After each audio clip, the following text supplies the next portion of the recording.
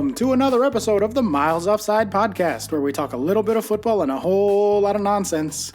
My name is Oscar Puente, also known as Footy From Afar, and with me, as always, are my co-hosts, super producer Ian Stimson and quiz wizard Chuck Bailey.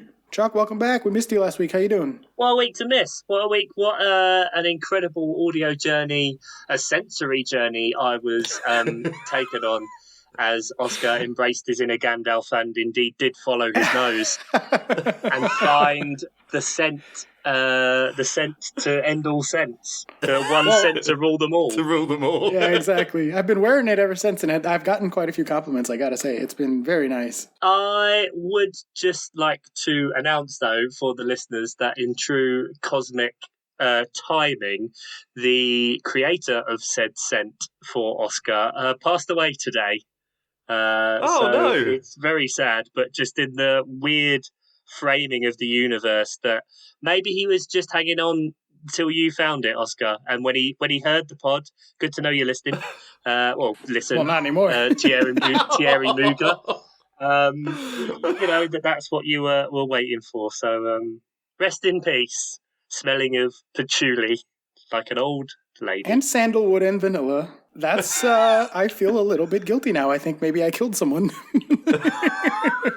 By the end of your quest, yeah. Could have happened. Oh, man. All right. Well, either way, good perfume. And condolences, I guess. I don't know. Ian, what about you? How's your life? Yeah, absolutely fine. No scent quests to go on, I'm afraid. But, fish are all still alive if you wanted a fish Good. check. But, yeah. Got to start somewhere, innit? Bare minimum, yeah. Are they attacking and eating each other, or like are you feeding them? What? Give me some actual updates on the fish tank. Like, No, let's just record the fucking podcast. Look, you two got your old man flights of fancy last week. Like, we're not having this. This is about business, yeah? The young blood is here. I'm taking names. I'm cashing checks. So, like, different foods, different water types. What are we talking about, Ian? Rapid fire news. Top story, Ranieri doesn't have a job anymore. Surprised? No. Fixtures. Watford. Oh, they lost to Norwich. Wow. Well, there you go. That explains point A. There we go. Pod done? Sure. Yeah, sounds good. All right. Ian, shall we take the fish talk off air? Or, Yeah, exactly. It seems like the best thing. If you are joining us for the first time, thank you. We are very happy to have you. We are one American and two Brits, and we try to talk about the Premier League, but often get distracted. One of us tries to talk about the Premier League. Yeah, sure. If you're coming back, thank you. We appreciate it. We love you. Tell a friend, leave a review, patreon.com/milesoffsidepod, and join us in the Slack, where we do all sorts of fun stuff. You can get some spreadsheets. You can maybe even get a month's worth of socks. No one's buying the socks. No one's buying the socks, no. No one's buying the socks. Cowards. But we will start things off like we usually do around here with our very popular segment, and that is Rapid Fire News. Our top story this evening, as Chuck did reference earlier, Watford have sacked boss Claudio Ranieri after only 14 games and less than 4 months in charge. The Italian 70 was appointed on October 4, but managed only 7 points from 13 games. Last Friday's 3-0 home defeat to Norwich saw Watford drop into the bottom 3 with 18 matches left and prompted Ranieri's departure. Chuck, I believe they are on their 6th manager since the last time you played them in 2020? Yep, since last time I played them, 2020, 6 different... I mean, it's just ridiculous. Palace haven't played Watford yet this season, even though we're 23 games in, because the first one is still one of the postponed ones. And they're going to be on at least, at this point, because I'm not saying the third, because who knows where we're going with this, but at least 3 different managers until we've played them once. That has got to be, even in this weird COVID change of fixture postponements of it all, that has to be some form of Premier League record for number of managers until you face them within the same season. It's ridiculous. They're ridiculous. They should have just let Emmanuel Dennis go to AFCON because all the Nigeria fans cursed them. And said that they will get relegated now. That's a genuine thing. Look it up. So they're just getting relegated. So bye, doesn't matter what you're doing. See you later. Ian, do you think it was fair? It's a tough one, isn't it? Because he's done... Well, nothing. The team has done very poorly. Absolutely but nothing. I don't know whether I've got it in me to blame Ranieri for for Watford. I don't know whether he's done anything specific that's been terrible tactically. I just think Watford just don't have the quality for the league. Their last manager was sacked when they were in 14th place, wasn't it? I mean, this is what they do. But I mean, 14th, I'd have looked at that table and gone, yeah, we're doing fine. They were doing okay at that point, and then got Ranieri in, and whatever it was you said, Oscar, 7 points in 13 games. It's been bad. It has been bad. I was genuinely surprised he lasted that long, in all honesty. But losing 3-0 to Norwich and having is it Josh Sargent? Is that his name? Yeah, that'll do. Score a weird scorpion kick flick. Oh, it feels disrespectful to lovely Giroud doing his scorpion kick off the underside of the bar. And then having the sheer audacity to score again against you he should have just been put that's why they scored the second goal. The bloke literally switched off the lights at Watford and just went, no, we're not having this anymore. Get the guy out. And they went, no, let's not make a scene. Let's at least keep him till the final whistle, and then we'll just bundle him in the van and just shove him across the border. The floodlight failure was a lovely 10 minutes for Mike Dean, where he just got to prance around, acting the big man, and but with no actual updates, and then eventually went, should we just carry on playing? Keep playing. We can all see. We'll just keep playing. We can all see. That was a waste of fucking 10 minutes. Oh, okay, yeah, we'll just play then. Was that an option always? Yeah. It was always an option. Yeah. I just like to walk around and try and see if there were any electricians around. Honestly. I'm surprised he didn't run into the locker room and come out with one of those headlamps that miners wear. Yeah. Just be oh, now I can see everything in front of me, so we can play the game. And he just ran around wearing that for the rest of the game. Play on. Well, they did get 7 points, but I just pulled up Understat, and on expectation they would have been 13. Over that time frame for Ranieri. So mildly unlucky then? Mildly unlucky, but still, 20, 19, 18, 17, 16th on expected points, so still terrible. And only 2 expected points off of 19. And in the last 10 years, Watford have only had 3 fewer managers than West Ham have had in their entire existence. Holy shit, that is amazing. That's my favorite stat. Yeah, I think that was Duncan Alexander on Twitter tweeted that. In their entire history. Good grief. I enjoyed that. Wow. All right. Well, let's move on from Claudio Ranieri and Watford then to our next story, and perhaps one for a bit of cause for hope. And that is that the number of positive COVID cases in the Premier League has fallen for the 4th week in a row. In the 7 days up to and including Sunday, January 23rd, there were only 16 new positive cases among players and staff from 6,221 tests. It's the lowest number of positives in a week since December 5th, and we had been up to 94 new cases a week earlier in January when it was at its peak. So that's a massive, massive drop-off to, even from last week it was 33, now there's only 16, so hopefully we're on the other side of the wave. Hopefully these fixtures can stop getting canceled. Don't really think there's much to analyze for me, at least here, but boys, be happy, celebrate, cause trepidation. How are you feeling about this 4th week in a row that the cases go down? We're down to 16 in a week. Well, it seems to be the vibe of the Premier League fans seem to be that we might be on the other side of this, and it feels like the vibe that might be of the country. I don't know what it's like over there, Oscar, but we're talking about in the next couple of months removing the legal obligation to self-isolate even if you're positive. So the vibe has now seemed to change to, we're just going to have to get on with this, aren't we? At least cases are dropping. So things have to have changed with the Premier League's rules of postponing matches, because as me and you talked about last week, Oscar, it's got pretty silly. But hopefully Premier League-wise, at least things might be getting better. Well, at least it's nice to see the numbers indicating that we're maybe on the other side of this peak, this particular peak. Who knows how many peaks remain to come, how many variants will come in years to come. But good things. But from good things, we go to bad things. And that is that Everton fans have been very, very naughty. I have 2 stories here. The first is that an Everton fan has been given a 3-year football banning order for anti-Semitic chanting during the club's Premier League match against Tottenham. Michael Campbell, 44, of Augberth Road, Liverpool, was issued the ban for shouting slurs towards Tottenham fans at Goodison Park. Detective Inspector Stephen O'Neill said, hate crime in all its forms simply will not be tolerated, and I hope this result sends a clear message that anyone found to commit hate crime offences anywhere on Merseyside will be brought to justice. Campbell will now have... It'll be tolerated after 3 years have passed, but yeah. Well, sure, yeah. Campbell will now have a criminal record, and the consequences of this in the future could prove to be significant. So good, fuck that guy. Don't be bad person. Yep. Moving on, also with Everton against Tottenham, one fan was charged with assault and 2 fans were arrested after players were hit by objects in Premier League matches at the weekend. Luca Dean and Matty Cash were hit by a plastic bottle as they celebrated Villa's winning goal at Everton. Chelsea's Antonio Rudiger was also hit by missiles thrown from the crowd in their 2-0 win over Spurs. And there were reports of West Ham fans clashing with police at Old Trafford and the drone that stopped play at Brentford. Yeah, fans are having a really good time at the minute, aren't they? Everybody's just happy to be out and about and just getting into all sorts of ruckus. Fucking last days of Rome stuff. I thought that, obviously you shouldn't throw things on the pitch, and that's happening more and more at the minute. It seems like we're going to go to the days of fences being put up if we're not careful. But the most alarming thing about that was the 19-year-old who was arrested was called Roger Tweedle.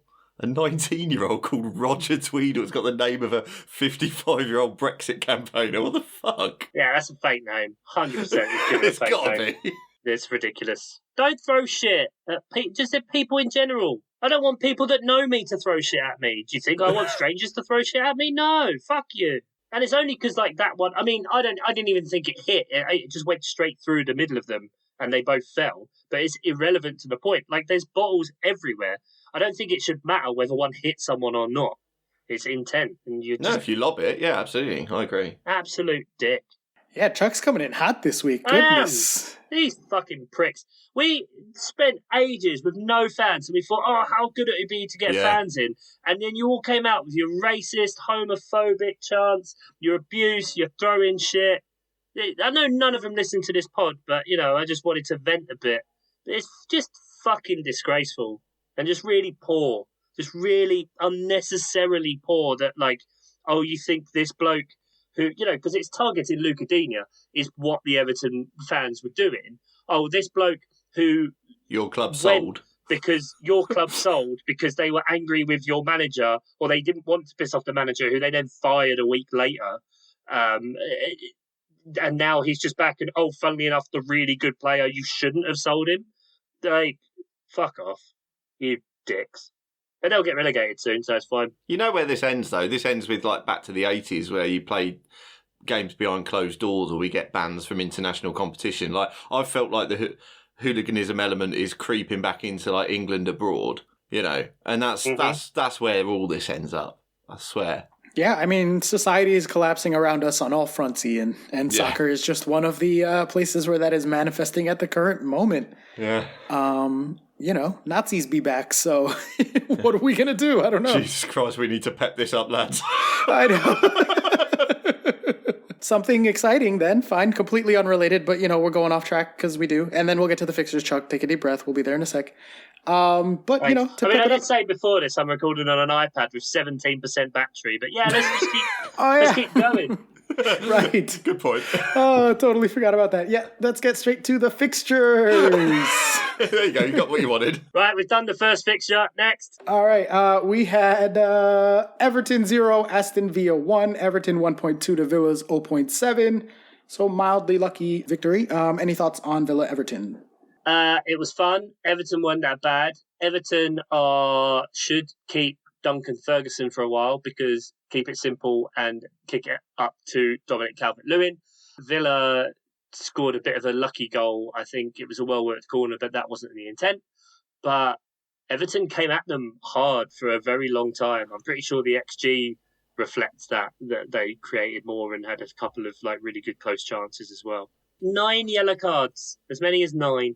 Testy affair. A mucky affair. Very testy affair. Yeah, that's the big dunk effect there for you. A man literally arrested for headbutting someone on a football pitch.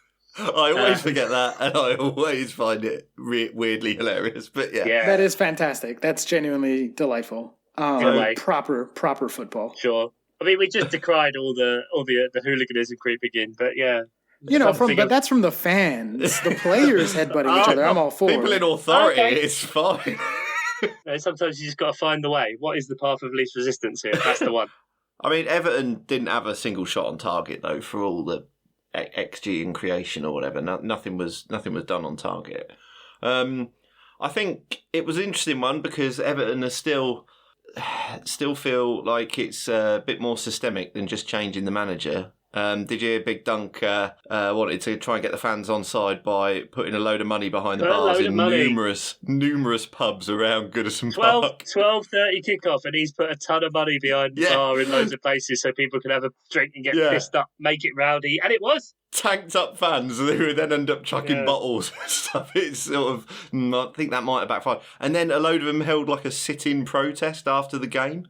Like, didn't move from their seats, and fucking matey boy, what's his name, Ken Wright or whatever, had to come out and try and negotiate with him and saying, "Oh, you've not had it that bad," And it's just, I feel like it's desperation times. £500 million on players to lose 1-0 to Aston Villa at home and be 17th, 16th, 17th in the league. With Gerrard obviously loving it as well. It doesn't... it was a bit of a perfect storm, this game, I thought. Everton are slowly playing themselves into the relegation, at least conversation. Not anywhere near favourites, but they've got themselves up to 16% at this point. The only teams with more than them are Burnley, Newcastle, Watford, and Norwich.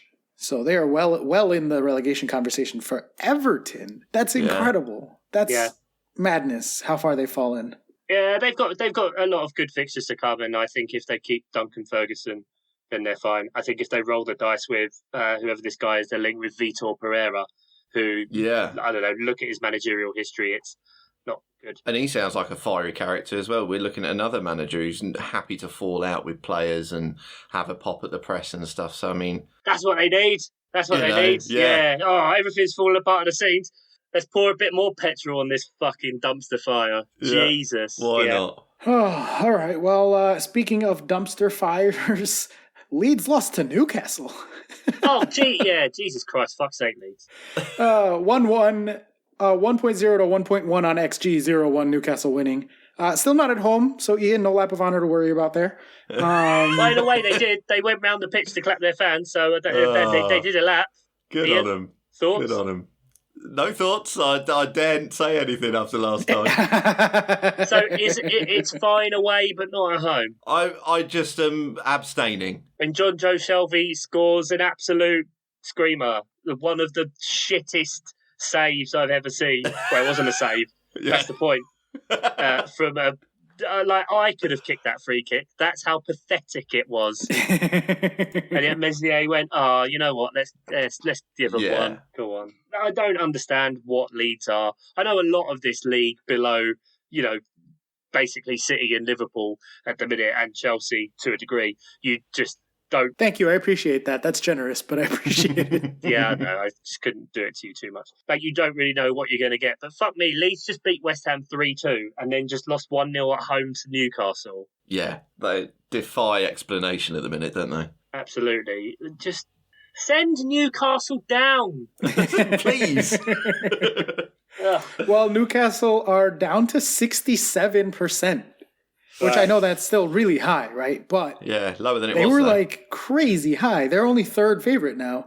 Watford have passed them, and they're approaching Burnley in terms of their probabilities of going down. But they have to do some. I still think they have to do some more serious moves in the transfer window. I know we've got time left, but it is running out, and I think Howe's already started having little grumblings about not being backed yet.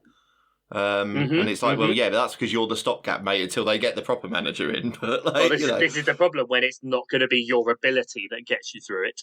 It's going to be throwing a ton of money at it and hoping for the best, and that you just score more goals than you concede. Still, Newcastle are off to play a few friendlies in Saudi now, so, that's much needed. Yeah, do a load of publicity stuff, but it must be made clear that they are separate from the kingdom of Saudi Arabia. That was never in question, Chuck. But anyhow, is concerned that the publicity stuff might take away from the football. Who knows? It's all a fucking circus. I will say I'm incredibly frustrated to have been so wrong about how much money they were going to spend in January. Because, I was so wrong. Because it's not because it doesn't work like FIFA. No one wants to go. Oh, but you know they what? have infinite money, so it does work like FIFA for them. Not if they players could. don't want to go there. Like, Yeah, fuck you that. need you need one mad big player who loves money more than being respected to go, and that hasn't happened. If this buyout had happened last year in their same situation, it probably would have been fine. But we're going into a World Cup year. A lot of these players, if they get relegated to the Championship with Newcastle, like they're not fucking interested. They want to be playing in the top league. That has got to be a factor.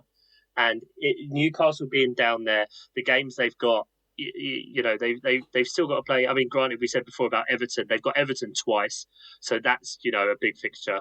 They've got Burnley once. They've got Norwich once. Other than that, they don't have any teams that are down there with them. They've got Villa, West Ham, Brentford, Brighton, Chelsea, Palace, Tottenham, Wolves, Leicester, Liverpool, City, Arsenal. Like, they're fucked. They're only probably getting points from about 4 of those games, maybe, in total for the rest of the season, I think. And I've called it right with their points before, that they'd be on 12 by the new year. Yeah. So, I think they're really, really in trouble. Really, really, really in trouble. And I'm fine with it. Oh, that's going to be so fascinating to watch. Because that is like manager mode where you're like, I have infinite budget, but I'm starting at the championship. I mean, if they get relegated, they will just dominate the championship, you assume. Oh, yeah, 100%. Even if they just buy like all the best player from every other championship team, a bunch of 1-year contracts, and then come back up and then fire all the championship players, send them back. And then just loan them back to the clubs they bought them from. Yeah, exactly. Mitro. Yeah. They'll get Mitro. 100% if they go down, they get Mitro. Of course. Of course they do. Mitro and Dwight Gale up front. Job done. They're back in the championship. Wrecked. Championship straight to the Premier League. Yeah. Can we stop talking about them now? I've had enough. Absolutely. Yeah, let's move on. Do we care about Brentford losing to Wolves? Both of those teams are not really in the conversation for anything at this point. Brentford players headbutted each other. There was a drone. Thomas Frank is insane. These are the headlines, Oscar.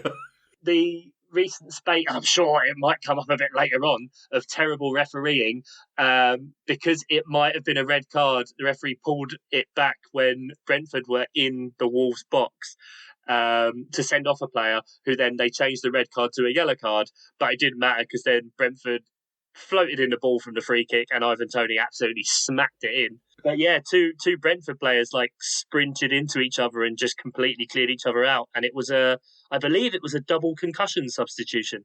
So they didn't use any of their normal substitutions. I think it was Rico Henry and Mads Rorslev or I can't remember. So hopefully they're okay. But yeah, it's quite a strange one. Yeah, I was interested to hear those headlines because I didn't see this game. I just think that Oscar, maybe you shouldn't dismiss it straight away just because Wolves are maybe doing something. Wolves generated 0.2 xG. Oh yeah, Ian, cue that jingle. A bit late. Oh, they're better than they ought to be. Burnley of the week. Yeah, bit late on that one. Thank you for the reminder, Chuck. Wolves scored 2 on 0.2. Yeah, it was 1.3 to 0.2, and then they won it 2-1. Joao Moutinho and Ruben Neves with his crazy angry pirate eyes smacking balls in from outside the box. All I would say is that Wolves are sort of 4 points away from the top 4 with a game in hand, if not more, on most of the teams. Ian. Yeah? No. No. I'm just saying... Don't dismiss. He's just stating facts. Don't dismiss Wolves out of hand, is all I'm saying. And Bruno, matey boy, can't remember his name, he deserves some respect for turning Wolves around because they were sort of getting a bit lacklustre under Nuno, weren't they? And he hasn't managed in the Premier League before. Oh yeah, because scoring 19 goals in 21 games screams vim and vigour. I'm not saying it does, but they've also conceded very few, haven't they? It's just a repetition of a theme. It's dull. I agree. It's incredibly dull. I'm just saying they would be the first team to dull their way into a European qualification spot, would they? A European spot, sure. Maybe. I mean, they are, 4% for top 4. So yeah, no, technically, I'm not really suggesting top 4, but I'm saying I'm saying European, Conference 2 champion, whatever the whatever fifth division one is. Yeah, absolutely. They're so fucking boring, though. I'm with Chuck. I don't want to talk about Wolves ever. They're Stoke 2022. Remember Tony Pulis' Stoke? Oh my God, they were boring. Yeah, no, I don't know. No Wolves. But from one No team Wolves. with a W to another team with a W, we had West Ham losing to the red team from Manchester 1.8 to 0.3. So if anything, a 2-0 scoreline to red team would have been more accurate. Marcus Rashford scored. Yay! Thank you. Yeah, always nice to see that, funnily enough, he can feed a million kids and still kick a ball in the back of the net. Simultaneously. Those things are not mutually exclusive. Same time, he was chucking bargain buckets into the crowd. Why not? Why not? Was this match interminably dull? Because I honestly watched about 20 minutes of it and then went, no, this I can't be bothered with this anymore. Must have been. I'm going to assume your assessment is correct, sir. Good. Awful. I'm not interested.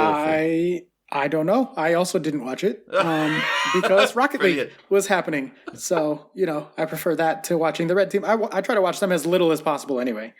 Yeah, sure. Southampton City 1-1. Again? 1.0 to 1.5. What? The City? South? What? Please explain. Sorry, someone. I say again, it was a draw again. It was 0-0 last time they played. 2 points. Yeah, that's good. Southampton appeared to be a bogey team. Really weird. Let's not have this title race narrative because it's boring. Oh, what? No, of course back not. on. No? No. It's just boring. Just leave it be. It's like, this will do. Everyone will spend, because we've got like 2 weeks now, basically, until the next fixture. So there's going to be approximately 18,000 column inches on how the title race is back on, and this and that. And City are just going to win the next 14 games straight. Yeah, like 100%. This doesn't change anything. Oh, the percentages. Oh, Liverpool, if they win this game in hand, they'll only be 6 behind. Yeah, still behind the best team in the fucking league. This is ridiculous. Or as Pep called them, genuinely called Chelsea and Liverpool the 2 dinosaur teams behind me. And I don't mean that as in old man dinosaur, but as in rampaging dinosaurs.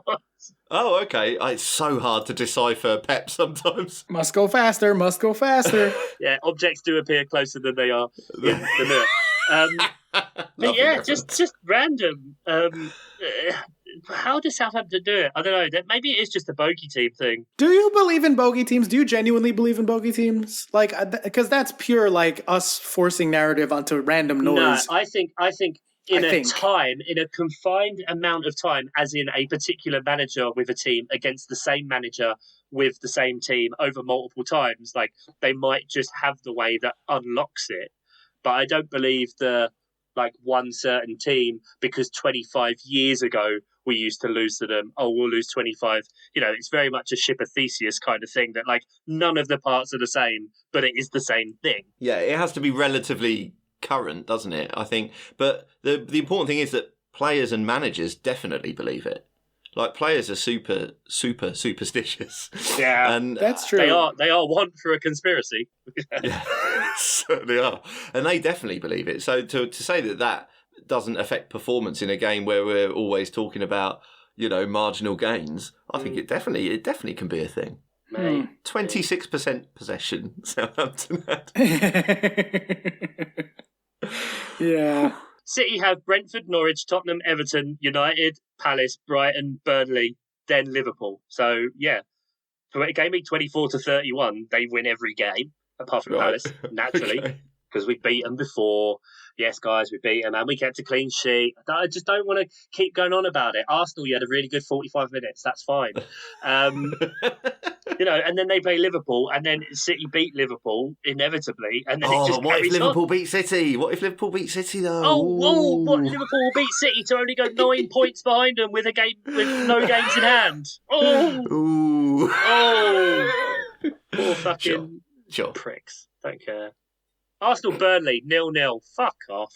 Jesus Christ. That's it. That's my assessment.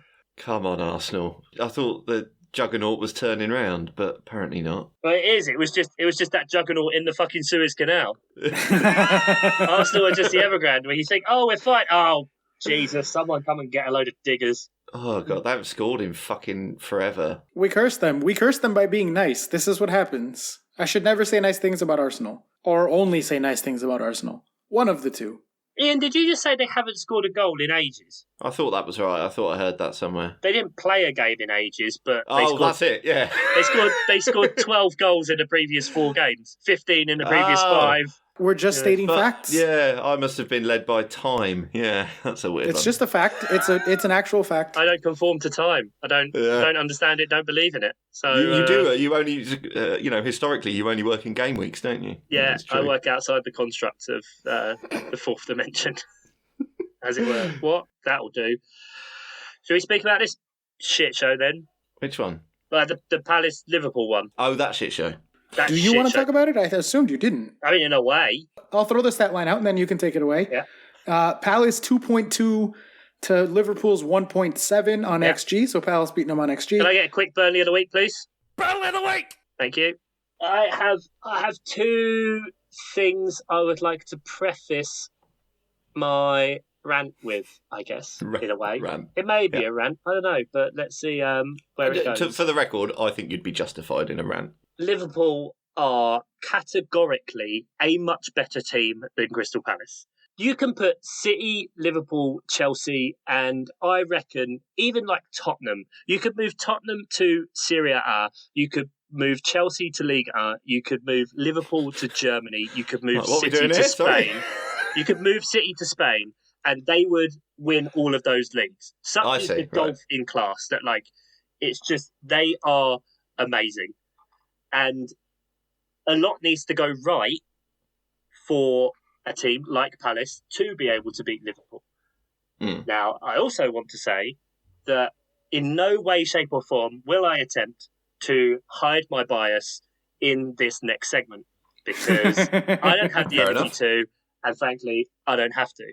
But when you have one of the worst, most discordant, like inconsistent official performances like that just across the board was awful and unjust and just baffling from the start of the game, be it that, Liverpool came out and for the first half an hour, you're like, we're going to get destroyed.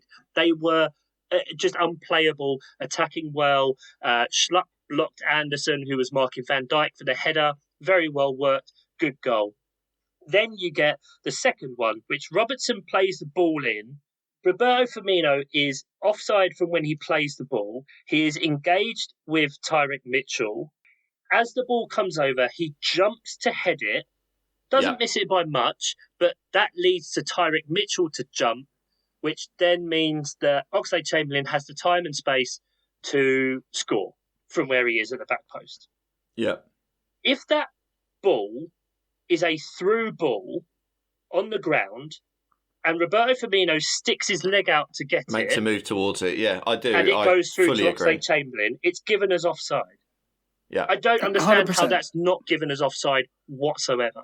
We then have Michael Olise getting backed into in the, he's not the only one that does it, but we all know what it means when we say the Harry Kane move. Yeah. Who then flips up and lands on his neck, head down, and the ref tells him to get up and allows Liverpool to play on before realising, oh, wait, people might notice that I'm being a dick here and this could possibly be a head injury when this guy fell head first from about 5 feet in the air. You have Benteke running through, onside, flag goes up straight away when we're going to attack. Why? I thought the rule was, even if it's remotely close, you let VAR pick that up. Do you want VAR to pick it up or not? Do you want the referee to be this all-conquering fucking behemoth in the middle of a pitch? Or do you want it? And this part is what's endemic across the board, and it's fucking awful. And I think it's why, because when you watch the whole game and all of the events leading up and the fouls and the this and the handballs for, let's say, like the knocks off the arm for Liverpool that are allowed to play on until the resolution. And then like Gallagher gets one but not blown up straight away. Or like I said before, the offside one. That then those build up to the fact that it's such a ridiculously huge response to what was not a penalty.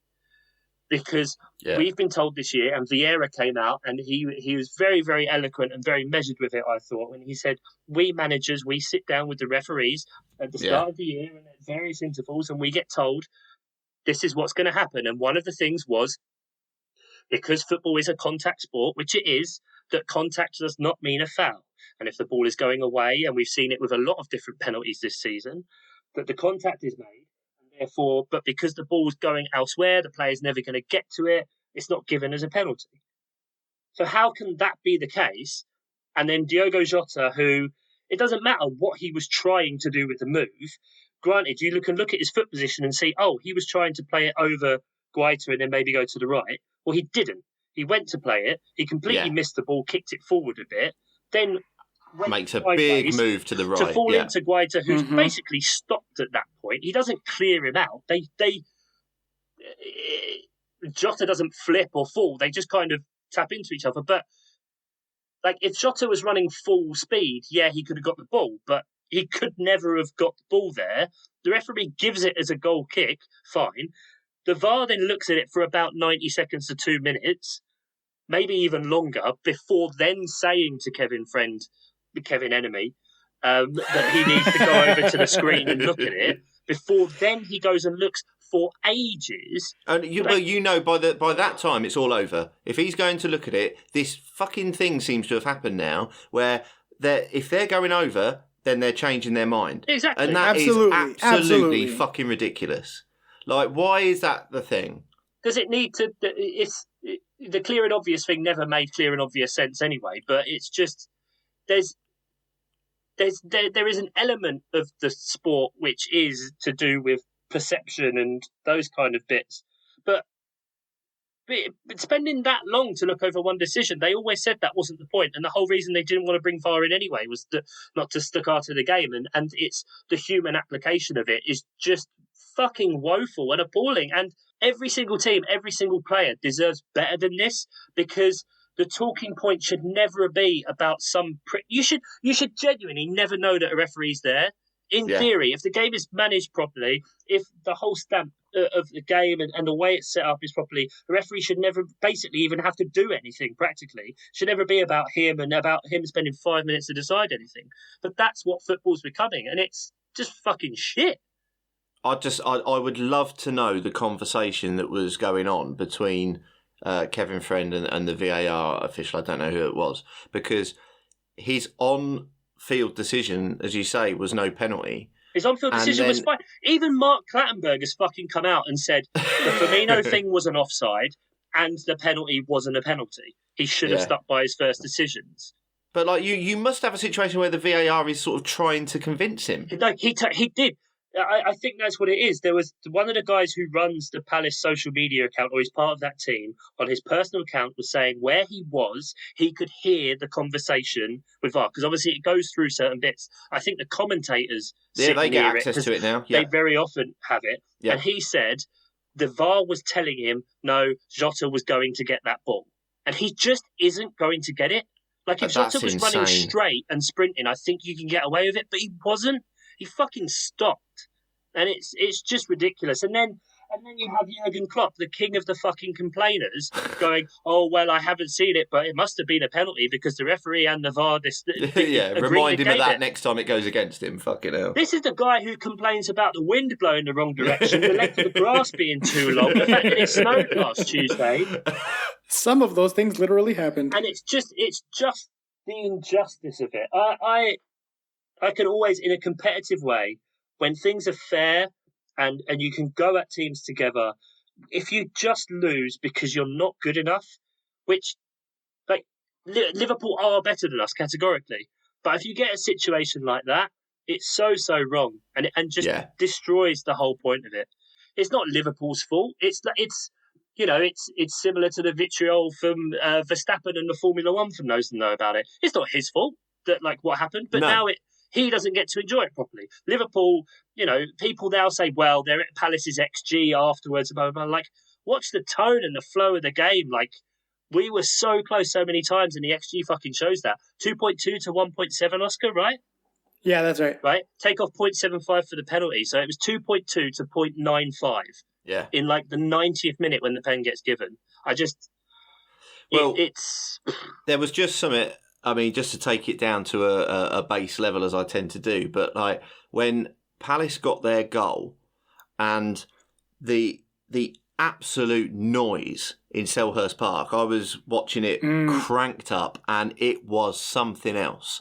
And the momentum that Palace seemed to have, and it was genuinely exciting to watch, because Palace are an exciting team now. Imagine saying that a year ago.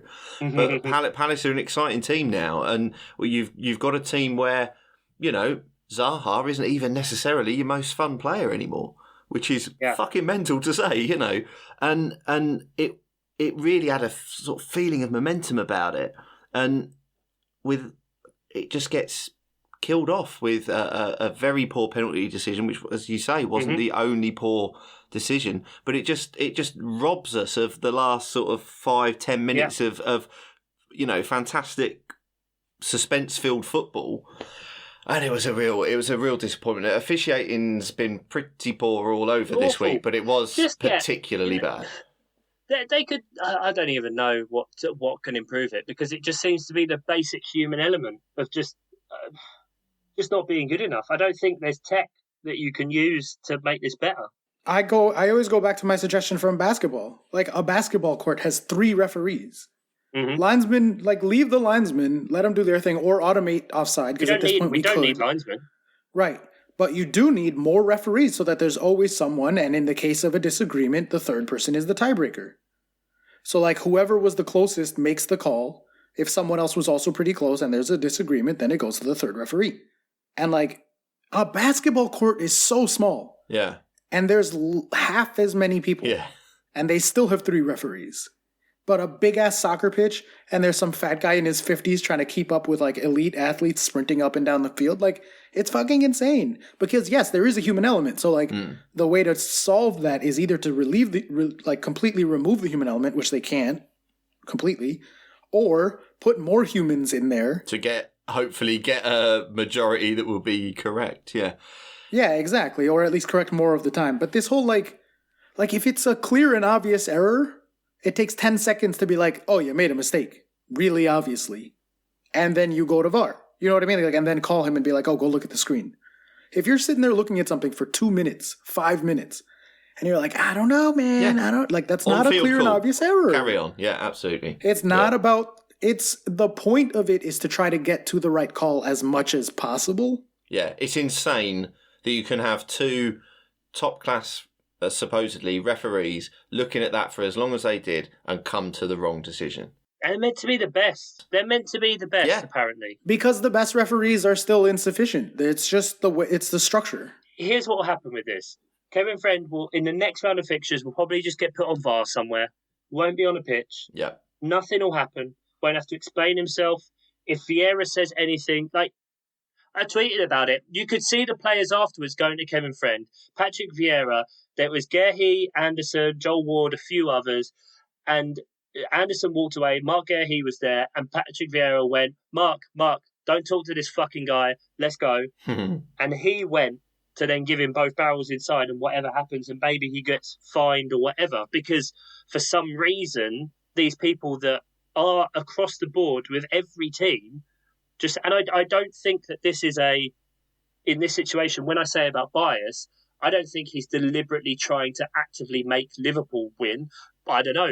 There is corruption and betting investigations going on in the Premier League at the minute anyway. There is. With what necessarily isn't that suspicious, a 52k bet on Granit Xhaka to get booked. I think that's fine. That's basically as much of a slam dunk bet as you can get. Congratulations on that, by the way, Chuck. Let's not... Thanks, mate. But, people use AFCON at the minute, and it's quite disgusting as anything that happens is to, highlight, maybe this is corruption and whatever.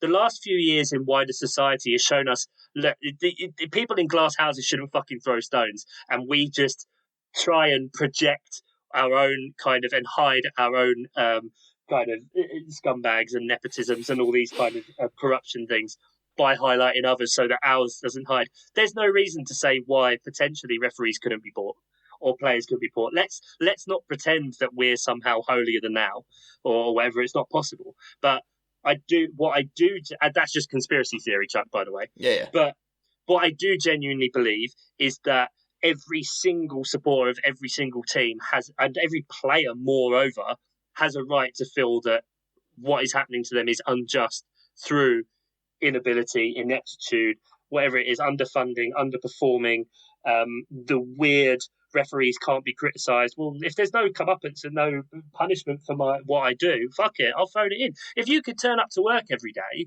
half job your entire work, not put anything in, put 10%, I made a load of mistakes today. All right, well, yeah, see you tomorrow. Nothing happens. That doesn't happen in life. Well. Football players play bad. They're dropped for a while, or they're sold, or they play with the under-23s or whatever. Like, nothing happens with refs, and why? They're just inept, and it's fucking idiots. Put 2 8K cameras. Those wire ones they get the spiders. Get it so that you can get one in each half, and they ref it. Someone refs it with science and space tech. Elon Musk, get on it. Elon Musk, can he do? I don't know. Can we do something with bleach in the veins? No. Yeah, a light in the body. I don't know. Whew, that felt good. Good. Edouard's great. Mateta's playing really, really well. Jeff Stuck did a beautiful ball. I love Mark Gurhey. I love Joachim Andersen. I John love Ward has Andersen. been I think fantastic. Andersen is been low key brilliant for you. Look at Ian saying low key like he's not 39. Is that a young person's thing to say? Oh yeah. I'm 38. Anyway, slip that one through, you fucker. But no, I it's still great time. I think it's just unjust, and it's especially when you think like I said before, you need a lot to go right, and I think the way the game was going, and it just you can just feel it. You can just feel when you're at if you ever been at a sports match or whatever, and like something just turns, and you just fucking feel it, man. It's almost akin to like when a rock star on stage just fucking grabs you and like you're in that electric moment and you know something incredible is about to happen. And that's just how it felt, that like we were doing this stuff. And all credit to Virgil van Dijk, by the way, for clearly being the most stubborn man in the world who will never sprint. No matter what happens, like I've got to applaud that kind of blockheadedness because we were just having so much joy. You were. Didn't have Mane, didn't have Salah, whatever. We've got Norwich next. We've got Brentford. We play Chelsea just after they come back from the Club World Cup, and I think have Inter Milan in the Champions League. Oscar, yeah, that's right. Yep, you guys are actually our next Premier League match. Is you guys? So like that's kind of as good as we could get it potentially to play against the Chelsea team as well. So that's a good opportunity potentially. Then Burnley, Wolves, who knows what other the rearranged Watford fixture. So no, I'm still feeling so good about this team. I love this team. Oh yeah, I love absolutely. it. I think that's why this hurts. But yeah, hey ho, there's my catharsis. Yeah, good. Glad you feel better. There you go. Yeah, that was good. It'll be $120 an hour, by the way. You can bill my secretary. Sure. Is that Ian? Yeah. Yes. Yeah, exactly. He's the pretty face out front. I don't know. Okay. I don't really have anything to add, Chuck. I think you really totally completely covered that. Absolutely. I feel like you guys got fucked over, but everybody gets fucked over and it sucks, but you should be proud of yourselves for doing that well against Liverpool, as hard as that might be to feel. That's kind of my whole take on that. Hey, this season wasn't about achieving everything. Like, we're far further along than anybody thought we fucking Yeah, were. absolutely. Incredible, because you genuinely outplayed them. Leicester did a draw with a Brighton. Brighton won another game 1-1. Look at them. Oh, they good. Lovely. Well taken, Chuck. 1, 2, 3, 4, 5, 6, 7, 8. The 8th game this season, they've won 1-1. Well done, Brighton. Definitely not unlucky in this one. 2.4 to 1.3 on the XG in Leicester's favour, so decidedly worse. Patson Daka got a goal. 3 goals in 3 games. I wish we'd bought him as well. Never mind. He's a good player. So and he scored against Brighton, so I like him just that little bit more. And that does bring us then to the final match of the week. That is the big London derby, Chelsea-Tottenham. We had Chelsea 2, Tottenham 0, Chelsea 0.9 to Tottenham's 0.4 on XG. So not as big of a win as the 2-0 scoreline would indicate. But Chelsea did look pretty good here, I felt. Of course, I talk shit about Ziyech, and then he goes on to have the 2 best matches of his career in blue. It's good to know he's a listener, though. Please leave us a 5-star review, Hakeem. Yeah. So I was wrong, or at least he has found a space and a situation within Chelsea where he is thriving at the moment. Love to see it. What a fucking curling shot. Oh my so good. God. That was lovely. It was a thigh rubber, wasn't it? It's as good as that was as perfect as he could have hit it. It was It the literally postage was. stamp. It Yeah. really was. And so I saw someone on Twitter say that he hit it just soft enough so that the entire stadium knew it was going in before it went in. That's funny because Ziyech in his post-match said, I thought I'd hit it a little bit too hard. But then it just popped in beautifully. There's a beautiful picture I saw, which is from across the goal, and the ball it's in the corner, but it's like just about to go across the line. Right. And Lloris is just standing and staring up at it. I think I'm looking at that exact picture right now as you say it. The caption for it is like, it's an incredibly great skill of sports photography when a single picture can tell you exactly what happened in the 5 seconds leading up to it. Mm-hmm. And I thought it was just beautifully done. But are you not bored of playing Tottenham? It's been 3 times in a month. The 4th time this season.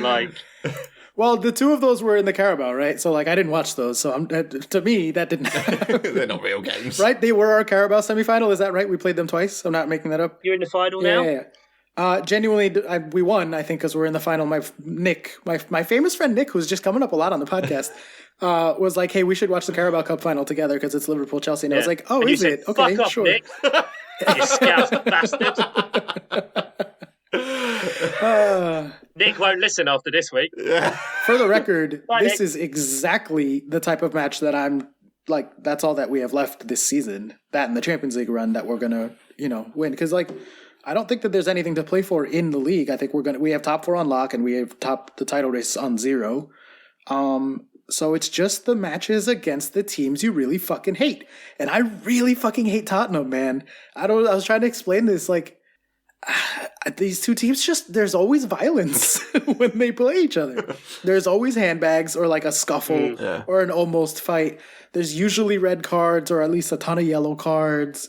The players, it's always a very physical game. They're always on the edge of a red card. Especially when you've played each other so much recently, because the friction just builds and builds. It's like you're playing against the same player again and again. And yeah, and then when that player is Antonio Rudiger, I mean, it's going to piss people off.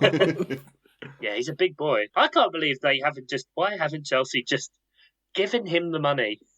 I don't know. Please give him all the money. Give him the money. And the armband. Money and armband. 38. Thiago Silva, I think, is older than Ian. And they've given him another year. He's 37. Is he? Yeah. I think he's going to be 38 this year. Wait, why did you approach that with such indignation? I said he was older than you. I don't know. Said he is not. I just assume whenever there's anything I want to be known as the senior party here. Whenever there's anything age-related, I just assume it's an insult and kick against it. Instinct. Well, that's good to know. Now we got to start reverse tricking him into calling himself old. Chelsea were good here. I mean, they were better than Spurs. 65% possession, 15 shots, 7 on target to 6 and 3. They got the XG battle, all of that. All the stats kind of indicate that Chelsea were better here, or at least controlled the game.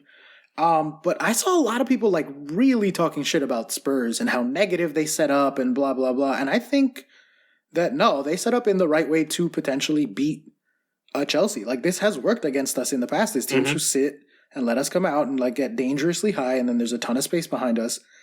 And that's how West Brom score 5 on you sometimes. Yeah, but it was with personnel as well. It wasn't just the formation and the tactical setup. I thought it was personnel as well, which felt like a Conte sort of saying to Levy, you've got to do something in the transfer window. I wonder how much of that there is true, but I think there's probably an element of that going buy me some players.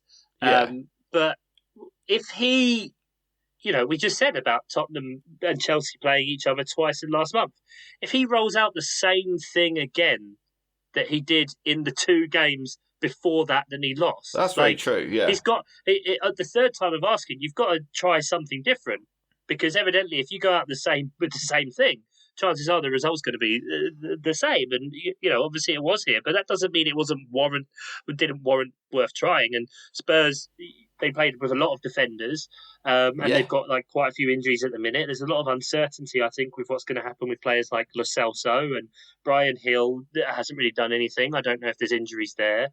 no Lucas Moura, no Heung-min Son, and Tottenham are a great team, but they're not an incredibly deep team. So when you've got those issues, and like Oscar just said, like if you've seen success has come against Chelsea for teams like West Brom from sitting back and trying to do something, why not give that a go? In kind of a free hit-ish way.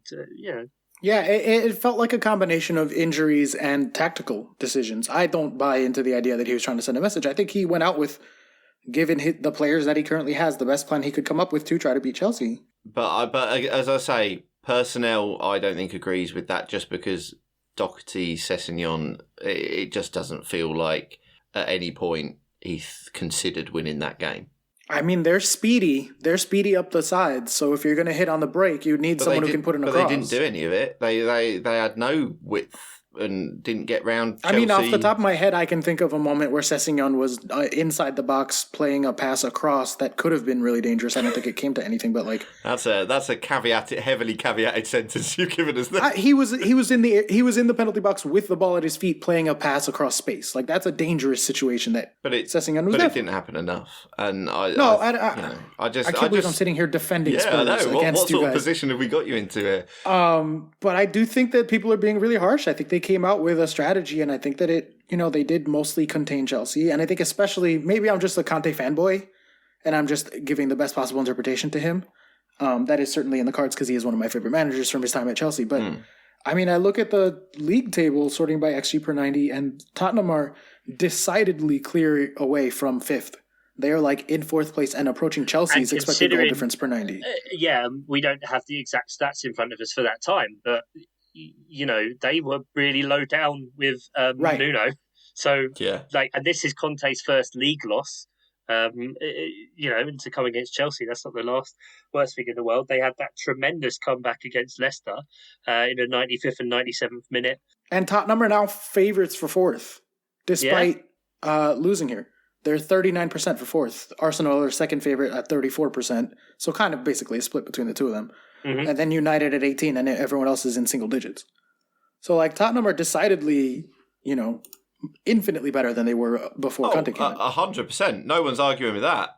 It's just that I think you see this setup and you see this personnel, and I didn't really see it going any other way. And I think Chelsea, they worked through the gears as the game went on really nicely. Probably never got up to top gear, because top gear means Lukaku being absolutely on it and firing in on us, just doing anything, man. Just doing anything. Sake. Yeah, exactly. But they worked through the gears enough to win, I thought, relatively comfortably, and it was pretty nice. But yeah, obviously Conte's fantastic manager, and I think if Levy does put his hand in his pocket and buy Adama Traore for 20 million. That's a weird one. I mean, the thing is, I think that could be amazing. I think that could work out really well. Imagine Traore on one side and Heung-min Son on the other.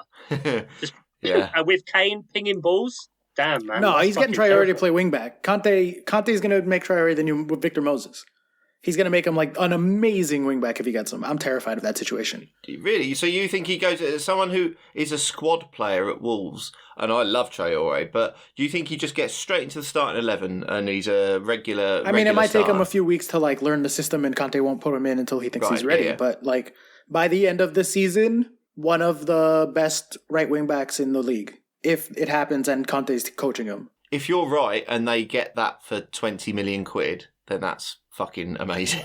I do think 20 million's a steal, but I also think he is a squad player for Wolves, and we're talking about him being starting 11 and an absolute superstar for Tottenham. And but that's because Bruno Lage is just the enemy of fun.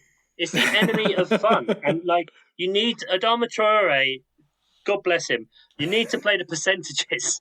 So he needs to be on for as many minutes as possible, because he is going to have to take 15 shots to maybe get an assist out of it when they go wayward. Yeah. I can't believe they didn't bring him on to bring the drone down, for fuck's sake. Like, that would have worked. But if Conte can just get that guy to have even a smidgen better decision making and not to kick the ball as hard as possible because his muscles don't allow it to go softer.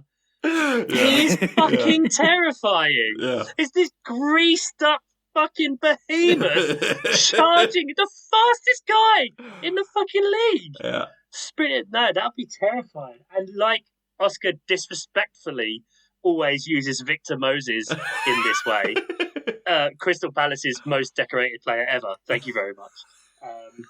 Claiming Victor Moses. He came from Palace Academy. Yeah, okay. Yeah. He only got sold because we were going under to Wigan. Then ended up at Chelsea. He won everything. He's our most decorated player ever in our history. It's just a fact. And if that happens, if he gets Adama Traore just to calm down a little bit, that's fucking cool. That'll be fun.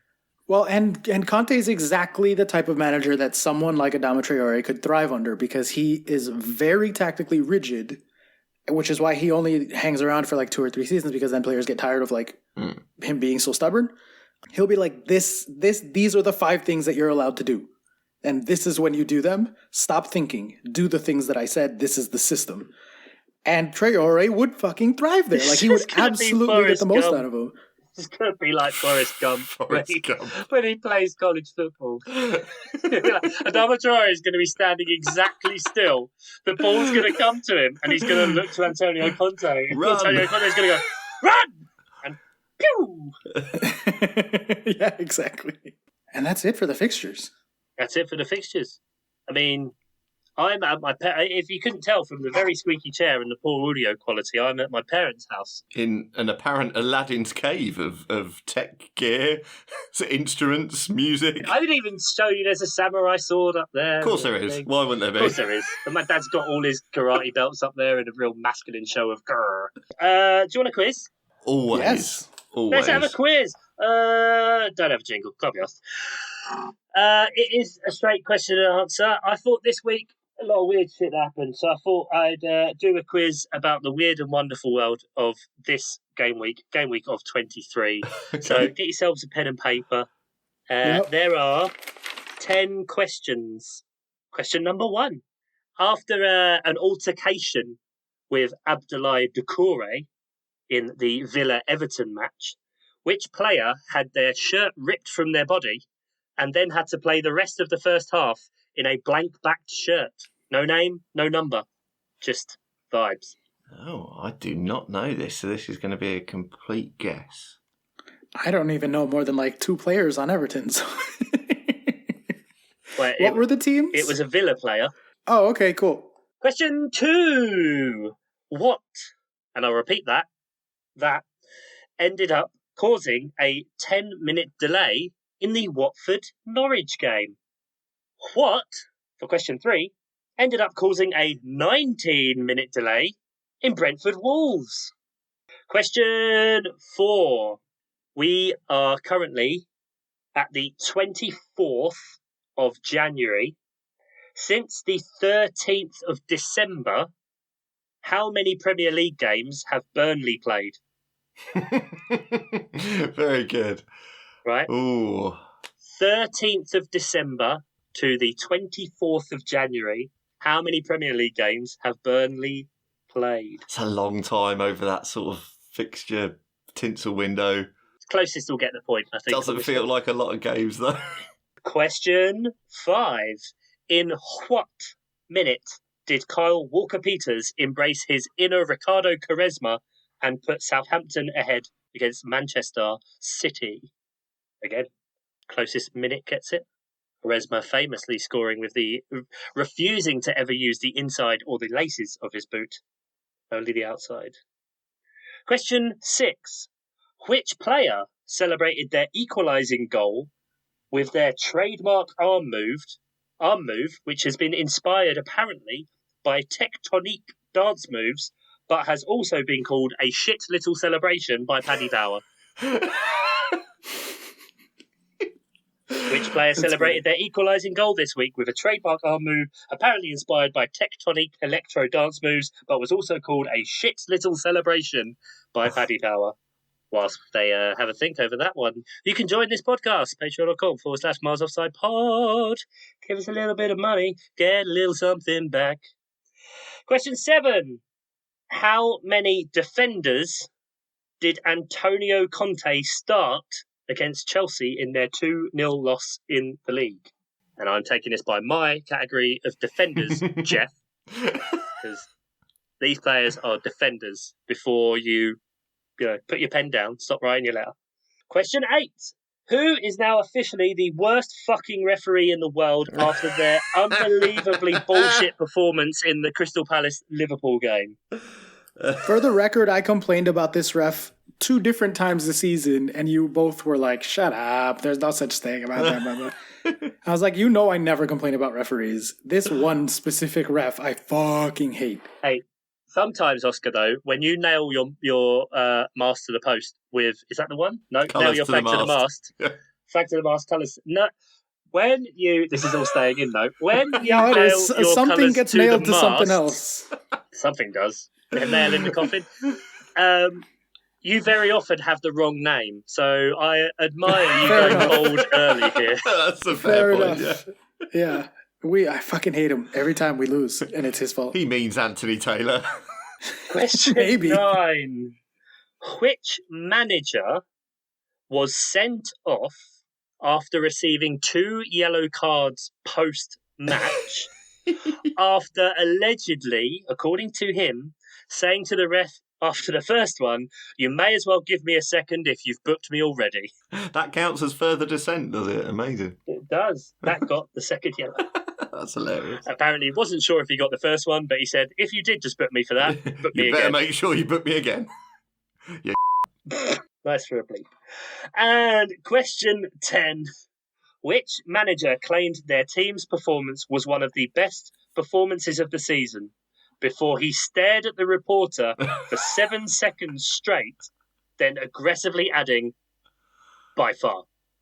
Well, look, this is another one I don't know, but based on that, I only got one guess. I wonder if it's the same as my guess, because I was also like, oh, that sounds like him. Surely. But it could be different hymns. Surely. I'm very curious. Could be different hymns. What's the score in the quiz? Is it 8-7? I don't 10-9? know. 6-5? Yeah. I'm down by 1, I know that. You're down by 1. 8-7. Let's say that. Right. All right. Question number 1. Which player ended up without a shirt number in the Villa-Everton game? That was Jacob Ramsey. Yeah. I had Buendia. I said Luca Dean. Abdoulaye Doucouré literally ripped the shirt from his body. It was like Hulk Hogan. It was incredible. Wow. What ended up causing a 10-minute delay in Watford-Norwich? That was a floodlight failure. I put floodlights stroke Mike Dean. I said blackout. I don't think they stroked Mike Dean. I think Mike Dean strokes himself enough, but never mind. Looking in the Blackout. mirror. Yeah, you can have blackout. Of course you can. What ended up causing a 19-minute delay in Brentford Wolves? It was, of course, a drone. Because reasons. There's reasons. Streams are available online. Since the 13th of December, I would like your guesses for this one. Oscar, Okay. How many games do you think Burnley have played since the 13th of December? Because I'm assuming that this would be a funny number, given that you're asking it as a question, went with very, very low here. I hope this doesn't backfire. I said 3. Oscar said 3. Ian? I said 2. Oof. Same strategy, Ian? Yeah. It was closest wins. One of you was spot on. Oh. Oscar Puente. Yay! Get in. Yeah, Well in a played. month and 11 games, a month and 11 days, Burnley played 3 games Wow. in the league, and they lost Chris Wood. Ian, that's what you get for picking an even number. We already told you, odd numbers only, baby. In a way. Sure, that's a rule, yeah. Question 5. Again, this is closest. What minute did Kyle Walker-Peters, blah, blah, blah, blah, blah. Ian, what number did you put? I remember getting the notification on my phone, I'm afraid, so I think it was the 7th minute. Hey, Oscar? I'm going to assume that Ian gets the point here. I took a guess. I said 13th. Of course he did. It was indeed the 7th minute. Should have gone 7, Well done. Oscar. Should have gone 7. My usual bid on Bluffer, Billid. Odd number. Yeah, exactly. Well, I went 13 because that's my lucky number. So. Not this time. So The much player superstition. whose arm move celebration was called a shit little celebration is I'm Eric Laporte. Oh. He is Eric Laporte. Have a little video of it. Yeah. Ian, what was your guess there? I'm curious. I had Ivan Toney. Oh, I put Welbeck. Ivan Toney did nothing. Ivan Toney, who shaved all his hair off. Yeah. Not a fan. Players have got a big break now, haven't they? So they're all going to go on holiday, so they all got their haircut. Yeah. That's how it works. Antonio Conte, how many defenders did he start? Ian. 6. Oscar. I also said 6. 1 point each. It is 6. Eric Dyer, Davinson Sanchez, Japhet Tanganga, Ben Davis, Ryan Sessegnon, and Matt Doherty. They are defenders, even though they can't defend. Question 8, Kevin Friend. Yep. I was right. I got the name right. Hey. Well done, you. The manager that was sent off after 2 yellow cards post-match after saying, if you book me once, you may as well give me a second. Thomas Frank. The man is insane. Did you get that one, Ian? I did, mate, yeah. You're going to win it then. And number 10, which manager claimed their team's performance was one of the best performances of the season? I said Pep. Yeah, it's got to be Pep. It was, of course, Pep Guardiola. Shut up your scores. How many did you get, Oscar? I got 6. Ian? Yay! I got 7, yeah.